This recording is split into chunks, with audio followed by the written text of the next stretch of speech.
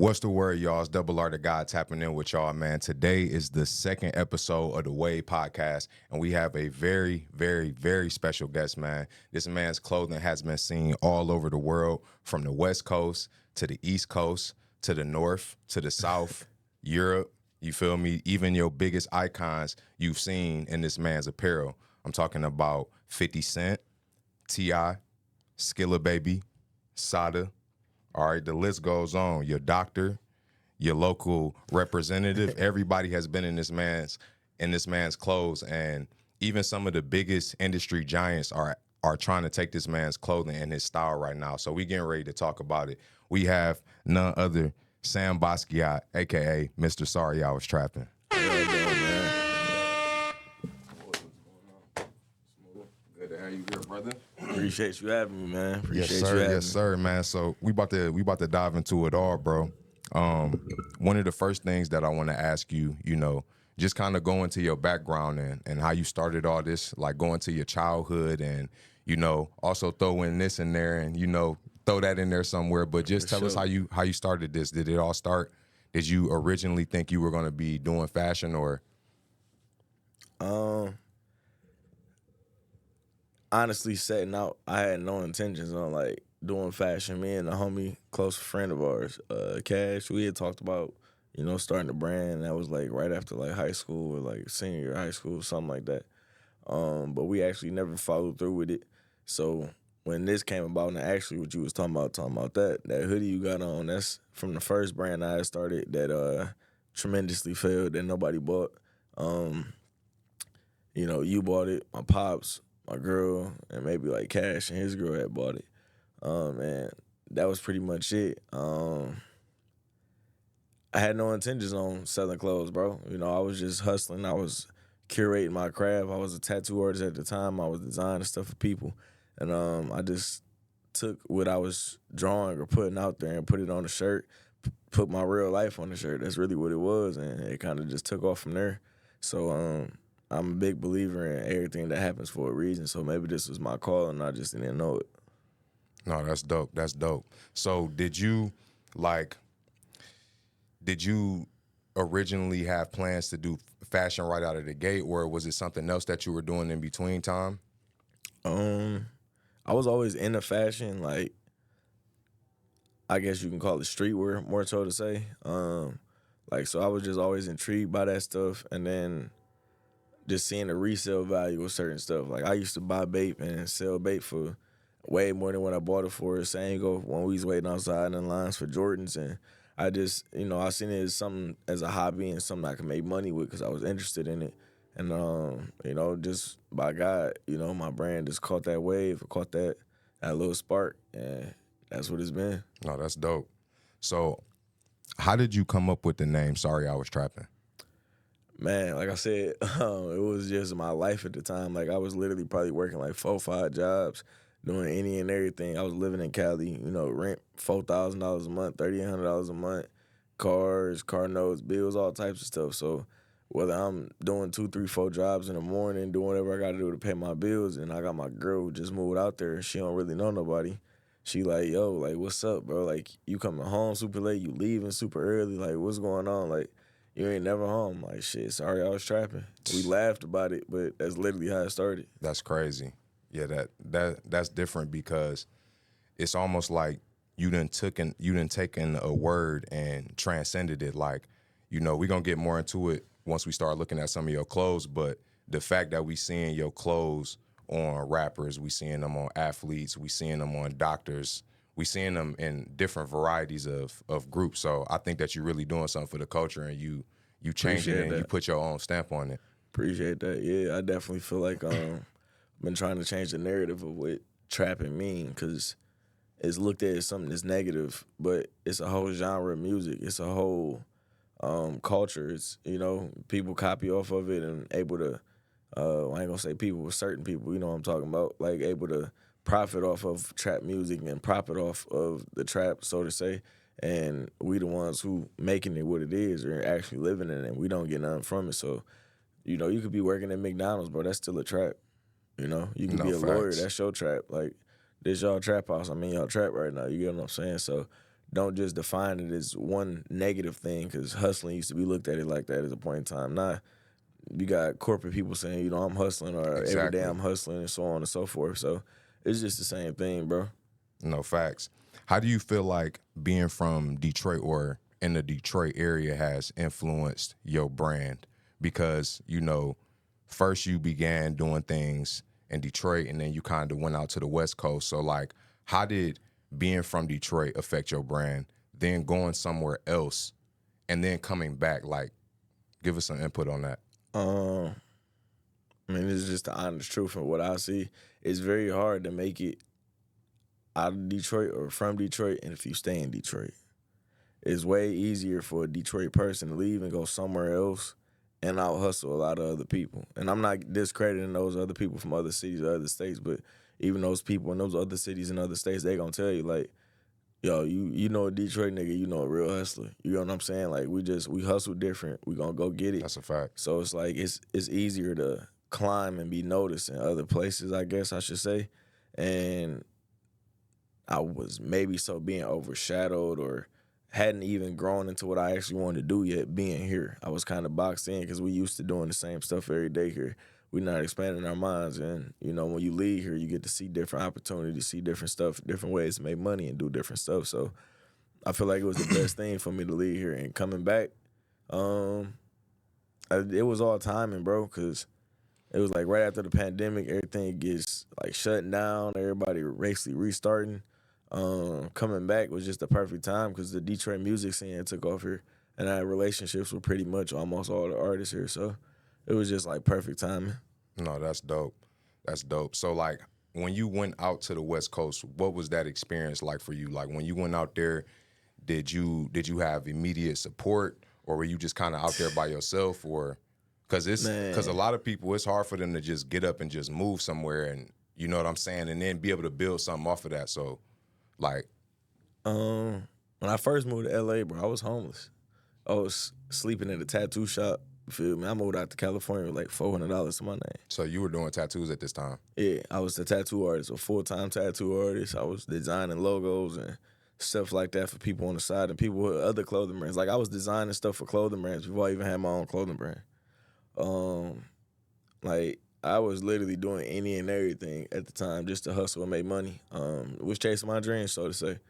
But the opportunity I was given to go work at the tattoo shop, of course I'm not finna tell them like, oh yeah, I ain't got no motherfucking money, but I'm a good ass artist. Right. So they tell me I can come out there. I took a shot on myself and rolled the dice, and that's probably the best thing I ever did. No, that's dope. That's dope. No, and I ain't had no support right out the gate. Everybody told me don't go. They told me stack some money up, like solo dolo. No, that's dope. So what would you say? What would you say to people who are afraid to move out of their city? And you know, what push do they need to just? Everything you scared about leaving or scared about not having or missing out on is gonna be here when you get back. Or if you choose to come back. Stuff ain't going nowhere. This place look the same as it did before I left. Man. It might be some new buildings or something somewhere, but that's it. So when you first started creating clothes, your designs, like if we look at this design, this is like one of the very first designs that you had, and this is what, like, off the what would you call this? Dickie jacket. Dickie jacket. Dickie shirt. And this is more popular on the West Coast. So I'm seeing like the West Coast influence. It started off with the graphic tees, and it was very simple. You know what I'm saying? And later on, you kind of expanded on your style. But how did starting off with simple designs play a role into your brand? Like, how do you feel like keeping it simple, you know, helped you out? It got everyone used to seeing the name. And that's just like, I went to college for a minute. I went to business school, and I studied marketing and advertising and all that stuff in business management. So it's like, before you want somebody to relate a bunch of different graphics or a bunch of different things with your company or your brand, you want to relate with the logo or the company name. Like, you're going to see a bunch of different stuff in McDonald's now, but for the longest, McDonald's was just showing you that yellow M. You know what I'm saying? That red, the red box with the yellow M on it. You know what I'm saying? So I knew brand recognition was the most important, and it's still the most important. I'm still a young company, so to say. I'm under a year.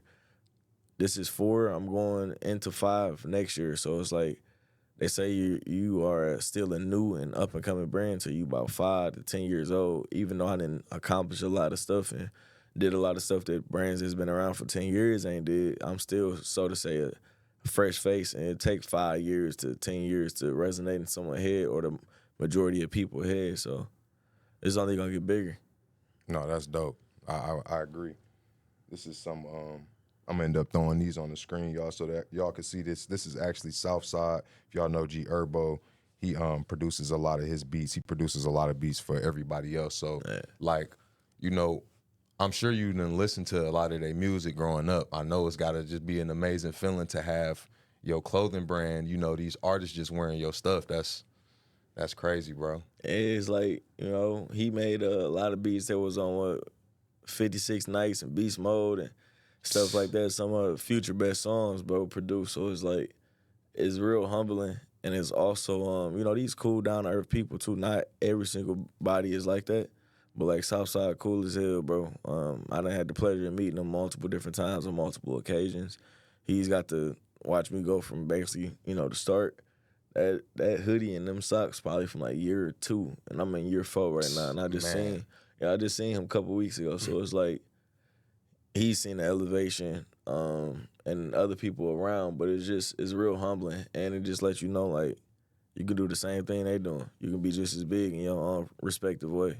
Absolutely. So when it comes to coming up with designs and coming up with ideas or just anything dealing with your brand, how responsive are you to criticism, whether it be from other people? Do you take well to criticism as far as what the fans think, what the closest people to you think, or do you just kind of have like, I put out the art that I want and whoever accepts it? Like, what's your mindset behind that?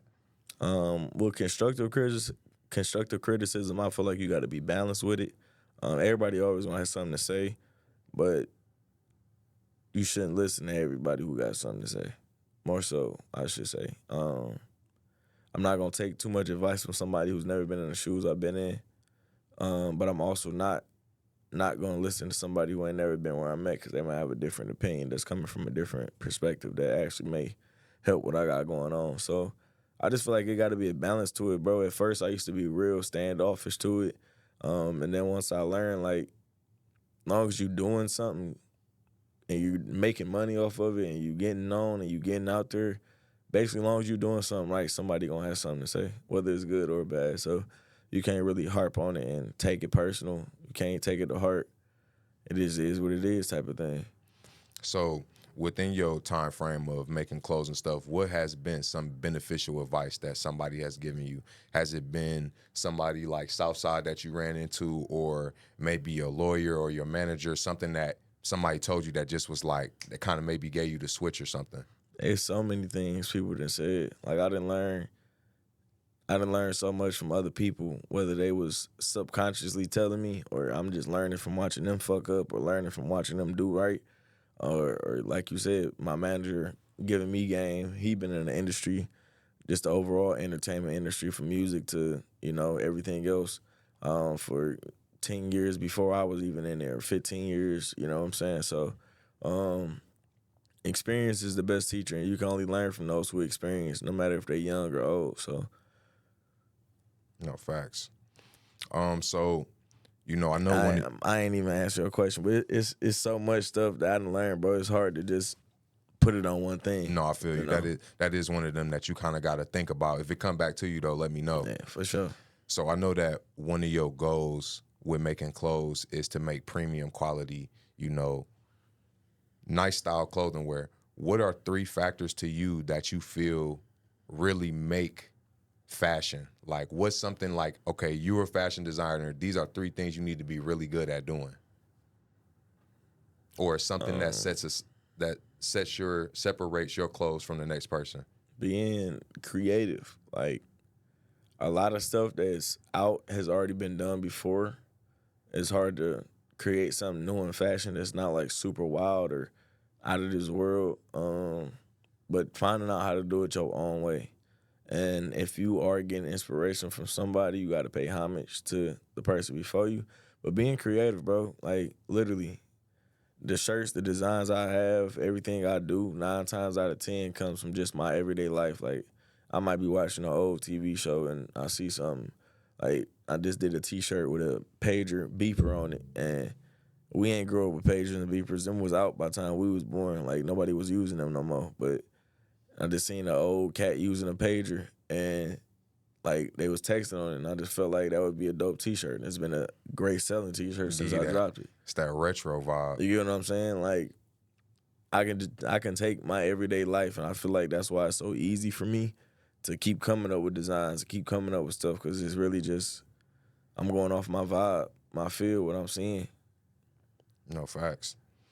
So, what were some important elements that took you from being a small clothing brand, you know, to being as big as you are today, to where you got people trying to take your clothing brand and steal your style, essentially?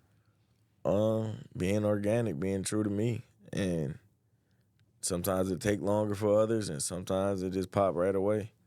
I don't think it's no recipe to success or no recipe just to make your stuff blow up overnight. Like it's just staying consistent and working hard. Like coming across the right people, meeting the right people, being a good person, and putting the good right karma out in the universe, and it's gonna return to you in some way, shape, or form.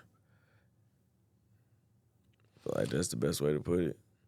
There's brands that be out for 10 years and they don't pop to their 11th year, and there's some brands that come out and they done blown up in 2 months. You know, you can't really call it. There's no recipe to it. Stay consistent. No, absolutely. So I know that you starting to work more with artists now, rappers. You're doing Skilla Baby's tour right now. You're the creative, or you were the creative director for his tour. What is it like being a creative director for somebody who doesn't even know what that role is? What are some of your jobs and, you know, titles and positions? I wasn't the creative director of the whole tour. I was the creative director over the merchandise, and like, you know, the banners and all that type of stuff. Basically the visual art type stuff, graphic art. You really just gotta study that person. You gotta study their music, and you gotta study and think about what their fans gonna want. So if somebody has majority of a female fan base, I'm not gonna come with just all dude stuff. You know what I'm saying? Or if their fan base is more so, you know, on money or whatever they into, that's what you want to feed to. You know what I'm saying? Like you gotta match their energy, I guess so to say, and put out what you would put out if you were them, or their fans would want. So, for example, you basically are like, if that person has merch out, if they got hoodies out or whatever, you creating the designs around that, or Not necessarily. Just like I got full creative control over majority of the projects I work over because they trust what I'm doing. So like whether it's hoodies, t-shirts, or pillows, like the pillow idea when we dropped the pillows for Skillet, that was my idea. You know what I'm saying? He got a big female fan base, and what female don't already have a bunch of pillows on their bed or on their couch? You know what I'm saying? Right. They all females love him, so why not slap his face with a nice design on there on the pillow?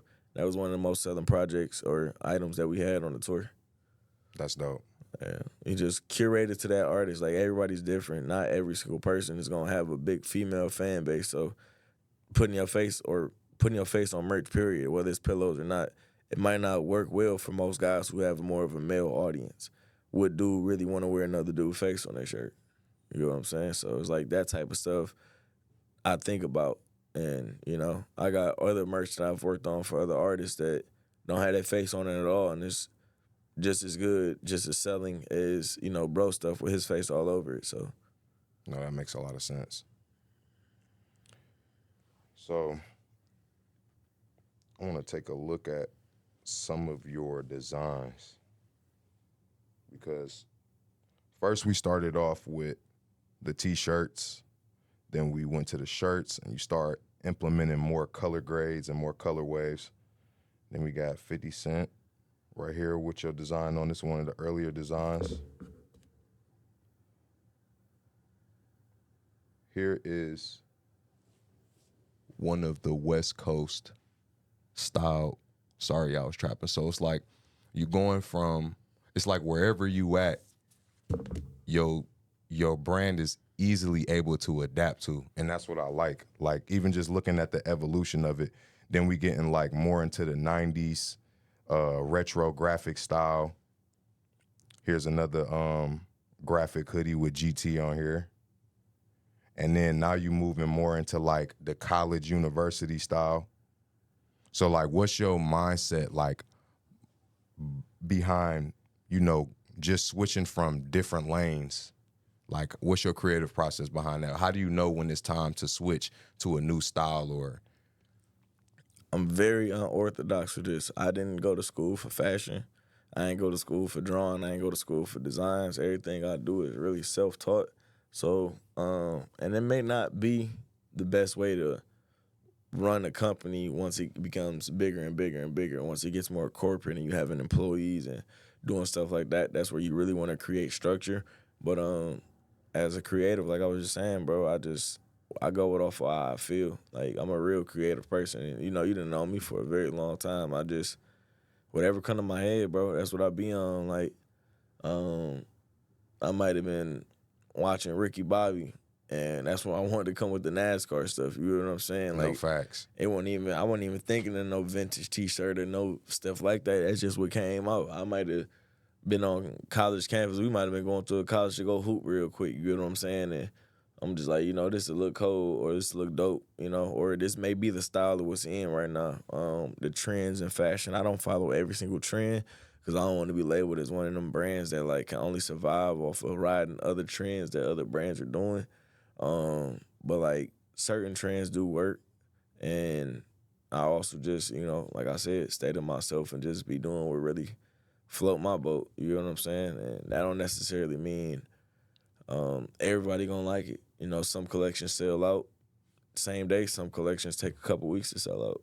Or some don't ever actually sell out. Like that's what people got to realize about this stuff. Just like your favorite artist, they might have a tape that dropped and sold 100,000 copies, and then they got a tape that dropped and sold 5,000 copies. Now, I mean, they a worse artist than what that person was. They still the same artist that sold 100,000 copies. They might have just been trying something different, or they, going through something. Who knows? No, that's real. It's dope to be able to move through your business like that. You know what I'm saying? To just, work off your inspiration and for it to work as well as it does. You know what I'm saying? I don't think everybody can do that. That just go to show that you have an intuition, a strong intuition about what you do, what you passionate about, and it shows that you have a connection with the culture. You know what I'm saying? Can resonate with a lot of people. Facts. Like that shirt right there, for example. This one? Nope, go back. That one right there. I promise you on everything I love, bro, I had like 8, 9 open invoices with stores that owed me some money. A couple homeboys that borrowed some money from me and they owed me some money. I had to pay taxes. I owed a couple people some money. And I was just really on some fuck you pay me shit, No, bro. facts. And I took Uncle Sam's picture of him pointing at you and literally put fuck you pay me. And that was just the vibe I was on. You know what I'm saying? That's one of the best selling shirts I ever dropped. Like, it'd be old white people that sit in their 70s, 80s, they see the shirt, laugh, and love it. And it'd be, young people our age and are from our culture or, where we from, and they love it. So it's just like, it's a good feeling to see people resonating with my feelings and thoughts that I'm putting on shirts. You know what I'm saying? Because that's all it really is. That's all I'm doing. No, facts. And it's like, I fuck with the fact that you utilize the arms or the sleeves because a lot of people don't utilize that part of the T-shirt. And it's just like, that shit is dope. You got the red, white, and the blue, so that shit is hard. Exactly. America. This give me more like skateboarding type vibes. But it just go to show like how the term "sorry I was trapping" is just translating through everything. Like it's bigger. Like the word itself or the phrase itself just sits so well. Like the phrase is the brand itself. You know what I'm saying? Like it's just crazy how it translates from the hip hop to the skateboarding or to the college or just whatever you want. I broke a barrier. It's kind of hard to do that with companies. It's kind of hard to be in so many spaces and exist at once. And that also may not also be a good thing to to do for most people to try to exist in so many different spaces because it's gonna hinder your growth, you know. But I'm fortunate enough to be able to rock with the skateboarders and rock with the trappers and rock with the business owners and the athletes and rappers and everyone in between. So it's definitely a blessing, bro. That's why I feel like it's something that's gonna be around for a very long time. Like whether I put effort into it or not, it relates to everyone, bro. No, You know what I'm facts. saying? Everybody got to Facts. get up and go make that money legally or illegally to provide for themselves, and that's literally like the main phrase I was going with when I first started this. Like something that everybody can relate to. Mm-hmm.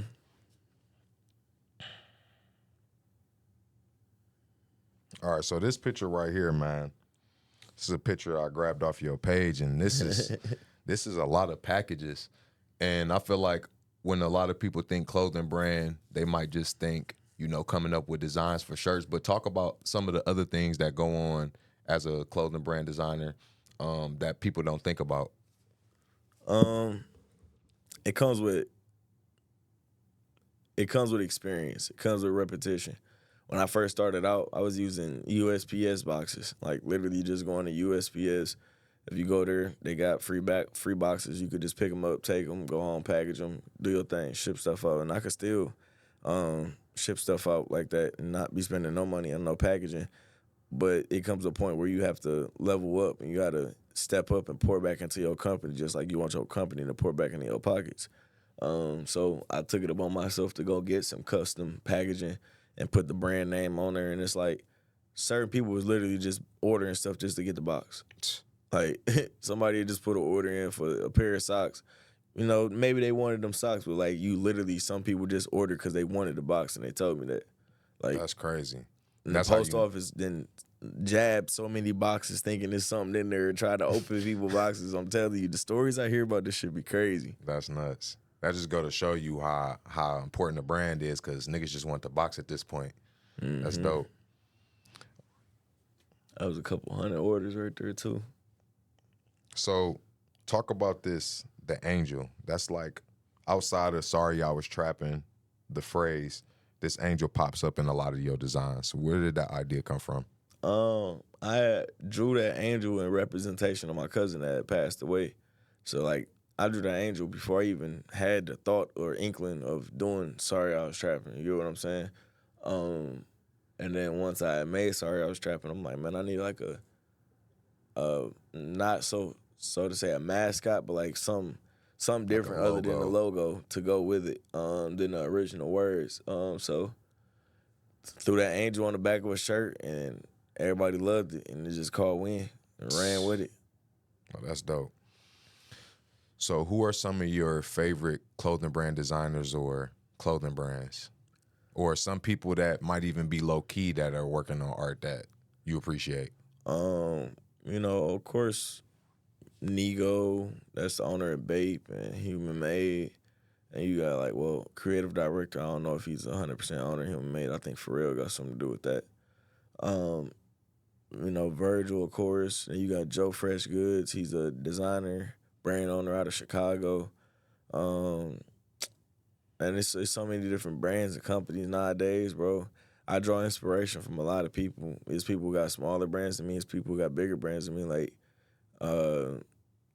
what's his name? Dude from Greedy Unit. I don't know his actual name, but like that brand is a dope brand that I like, and I rock with what they doing. Or, Raspberry Hills, or Arrival. My boy Spence from Arrival, a Detroit artist, Detroit brand but he all over the world too. Like, I'm inspired by a lot of people, bro. To say you're not inspired by somebody or inspired by your peers that's even in the same field as you, whether they doing less than you or doing way more than you, I just feel like that's some hater shit.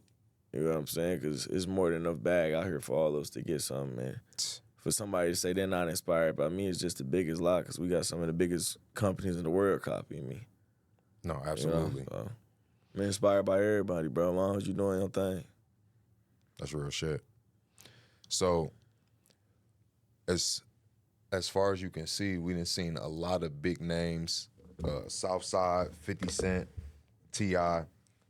How did you stumble on and develop a network like this? Like, can you tell any stories of specific experiences? One thing led to a next, or like how did you start developing your network? What tools can you share to help other people?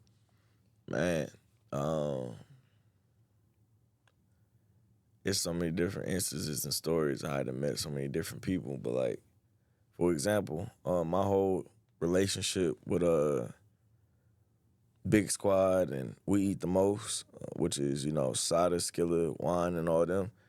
Before I even knew all them, I knew Wine first before I knew Sada and knew Skillet, which is their manager. And before I knew Wine, I knew his Uncle Mario, which is like a uncle to me, that's not a blood uncle to me, just somebody who I got a lot of game from, and, I can call and ask for, advice on a lot of stuff. He gave me one of my first jobs when I dropped out of school.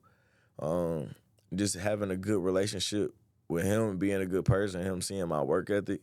Years down the line, he introduced me to Juan. Years down the line, Juan introduced me to Sada.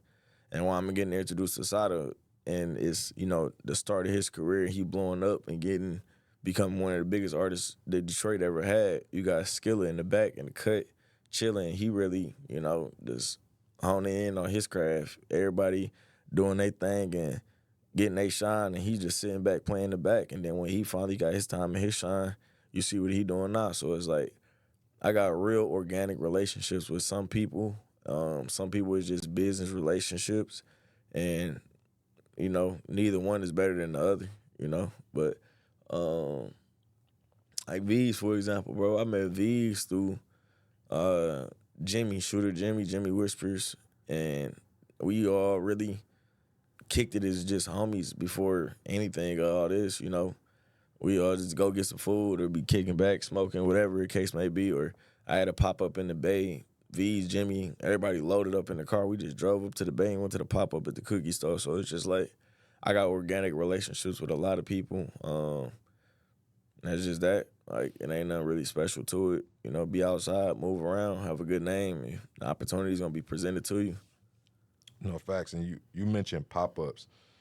I've seen you, traveling state to state, showing up everywhere.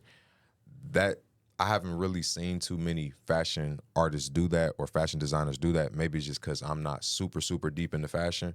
But how has that played a role into what you're doing? Yeah, it's not a lot of brands that do that. It became more popular because you get to see people like me do it, or Desto Dub, an awful lot of cough syrup, and Spencer from Arrival. You get to see a lot of other brands do it, but it's not really the way that older brands or brands has been around for a long time. That's not really how they necessarily got out there and got their success or fame, whatever you want to call it. But shit, I feel like the people that's like me, bro, we kind of all came up in the same area and kind of had like almost the same idols.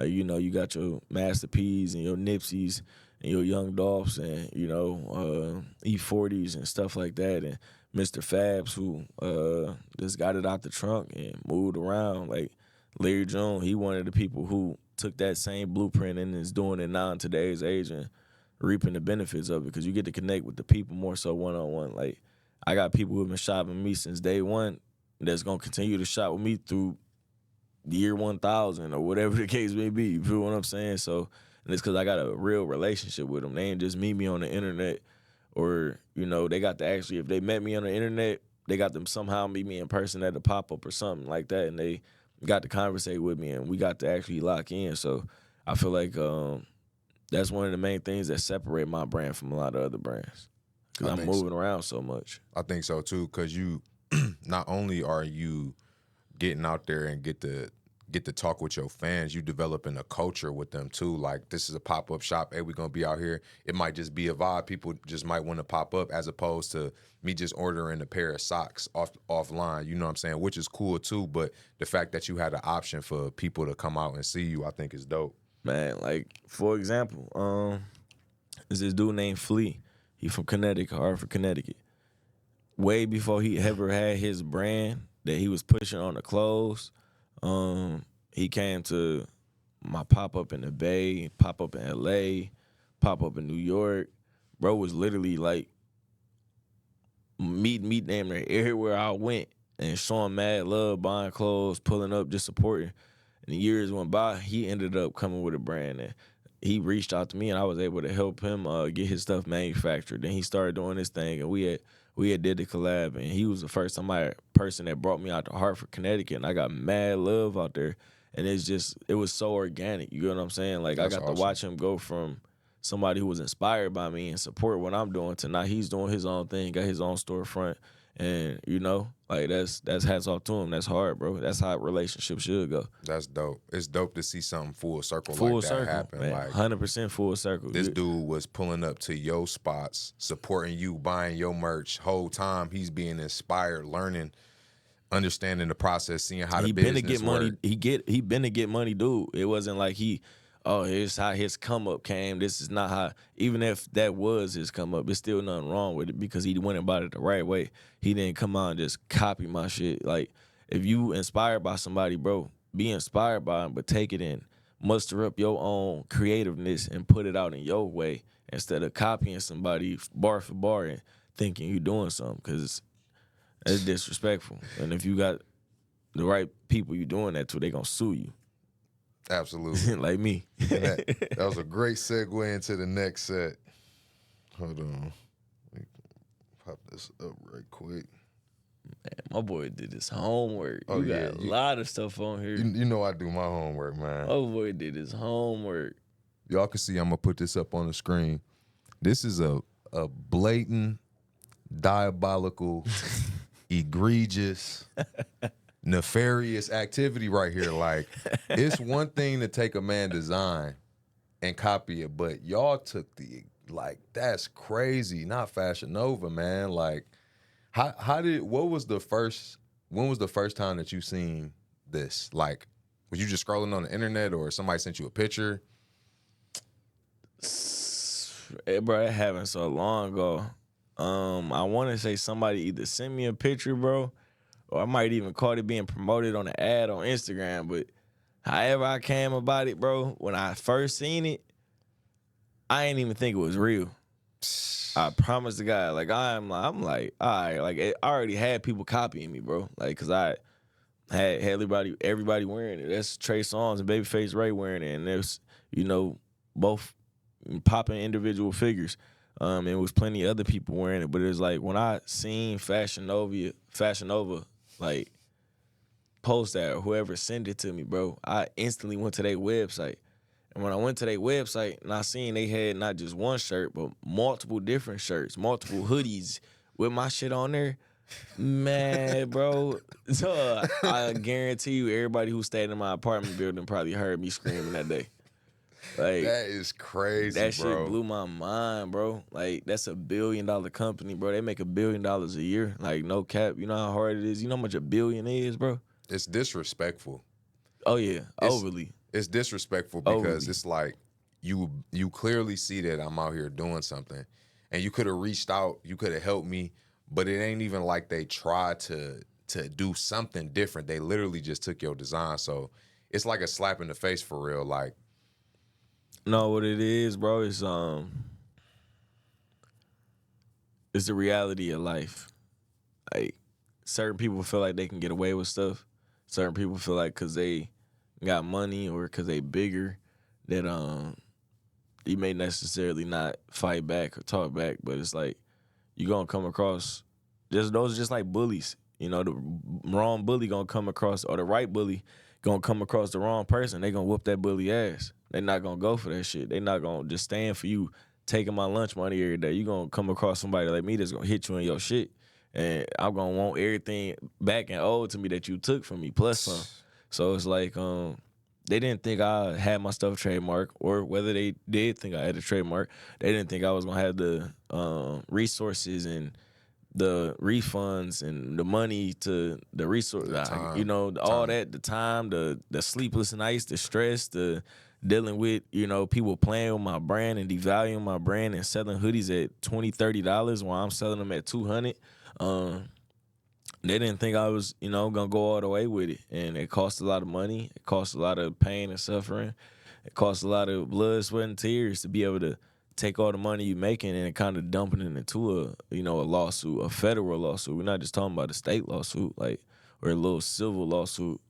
This is in federal court. This is what's going on literally right now. So they, have offered me undisclosed amounts of money. I'm going to not disclose it, but they didn't offer me money to go ahead and just basically shut up and go away. Or they didn't had companies literally, like, I done had somebody try to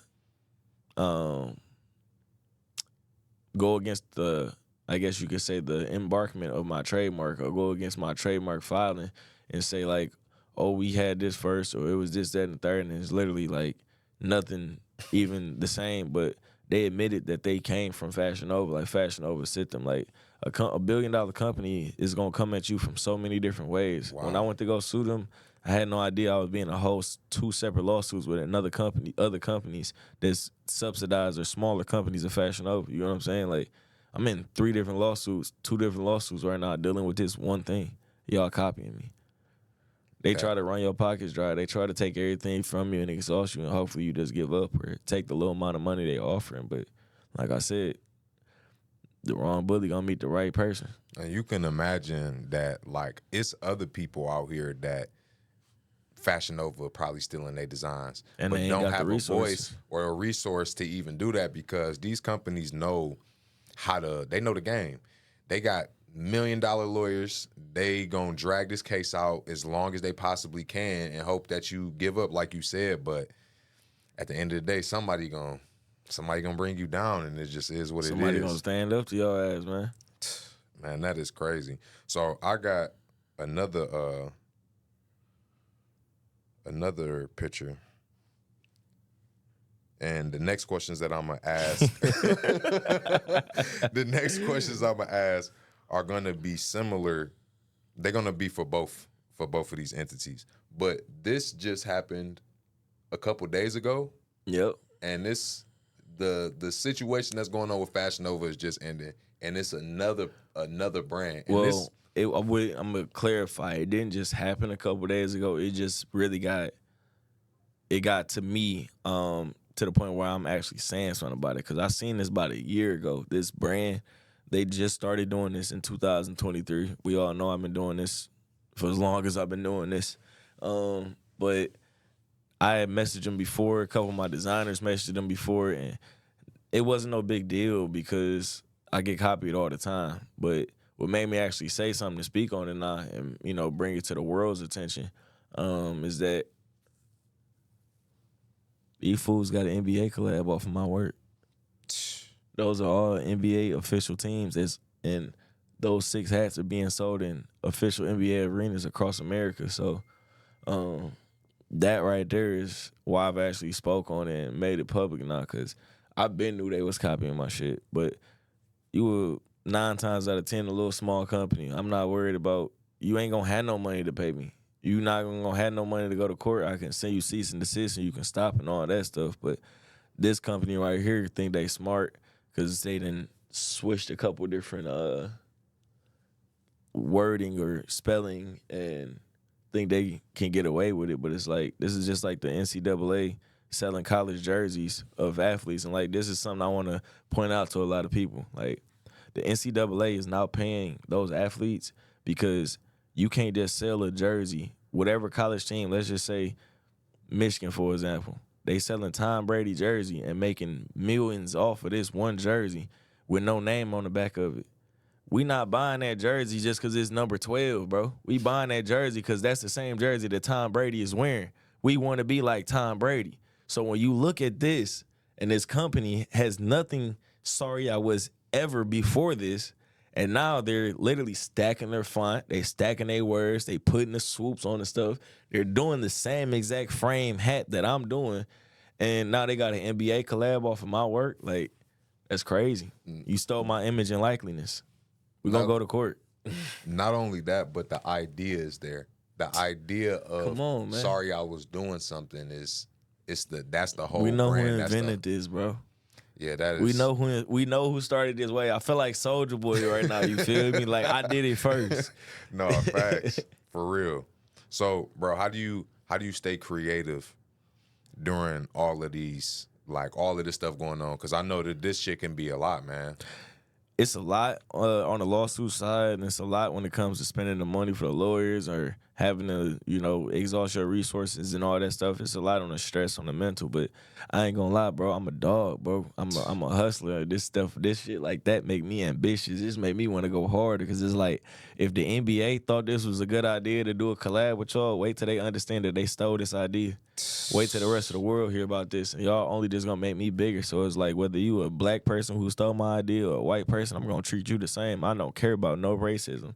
That don't have nothing to do with the color of my money. You know what I'm saying? So I want my money. I don't care if you black or white behind this company. I'm suing you, gang. Like that's just is what it is, bro. And I like to see you think you gonna win this lawsuit because you win in trademark. He messaged me back. He unsent his messages. I'm going to put this out there. He messaged me back and was like, good luck trying to sue me. I trademarked, sorry I was hooping. You trademarked something in 2023 after the original was trademarked back when it was trademarked. Y'all can go look this up. Fashion Nova thought they was going to get away with doing sorry I was trapping and taking the G off and changing the entire font and putting other stuff and other logos on it. You stole my image and likeliness, bro. So I hope you get to see this interview, Mr. Sorry I Was Hooping. And you might want to come talk to me and break me off before we file this paperwork. Because it's going to get bad for you because you ain't got as much money as Fashion Nova. And your little NBA contract going to be over with real soon. NBA might ban your punk ass. Let me chill out, bro. Let me chill out, man. But you get what I'm saying? No, facts, bro. That shit, it's crazy, bro. Yeah. So, looking into the future, bro, where do you see Sorry I Was Trapping going in the next 5 to 10 years? I know that could be a lot to think about, but do you see yourself getting off into other things outside of clothes and? Yeah, we got an art event coming up for Art Basel. I see me getting into a lot of different spaces. Like I said, it's already in a lot of different spaces. We in every major sport tunnel from FIFA to the NFL to the MLB, NBA. We got people stealing our stuff, getting NBA collabs. Like, I don't see no ending for Sorry I Was Trapping no time soon. I see, maybe a TV show. You might get a book, couple books. You might get a movie. You might get a lot of different things out of Sorry I Was Trapping. You might get a Sorry I Was Trapping restaurant. It's endless what I can do with this, man. It's become a staple in the community. It's become a staple in the culture, and it's just going to keep organically growing, bro. That's what's up, man. I really appreciate having you here, bro, man. This was a dope interview. Let the people know where they can find you, where they can buy your clothes, where they can get in contact with you. Man, Sam.Basquiat on Instagram, my personal IG. The brand name, of course, on IG is Sorry I Was Trapping. You got any questions, you can email my team at siwtinfo@gmail.com. The website, sorryIWasTrapping.net. If you're not getting your merchandise from there or from an official retailer that I've 9 times out of 10 posted and showed y'all, or getting it close to me at a pop-up or one of my people, it's fake. Stop buying it. Don't buy nothing from online from no other retailer or website because it's fake. And if I see you wearing it, I'm going to clown you. Man, y'all better listen to what he's saying for real. Once again, bro, I appreciate you being on here. Snap. Oh, yeah. Man, listen. Make sure y'all go grab that Just Waking Up, the spiritual guidebook by Double R to God, man. This man is more than just a podcast host. This man's an author. This man's a musician. This man's a producer. I can keep going on and on, man. As a father, he's a lot of different things, wear a lot of different hats, man. This is a very dope person that y'all can learn a lot from, so I hope y'all tap in. Thank you. I appreciate that, bro. And that's actually yours. Oh, man, that's love, bro. Yes, that's love. I need that. Yes, sir. Man, we'll see y'all on that. I really got this shit in the bag right now. Bad bitch in the front seat, car go fast right now. Smoke dope, but we low-key though. Had to give him the okey doke. Like I'm so straight, I'ma just pass right now. Nigga need that bread like Peter. Everything I do for a reason. If you break that code, it's treason. Every one of my dogs, I'm bleeding. Every one of my dogs, I need them. Locked down, free that pen, I breathing. I do this shit for a reason. I don't do this shit for no reason. What you wanna know, I won't lie.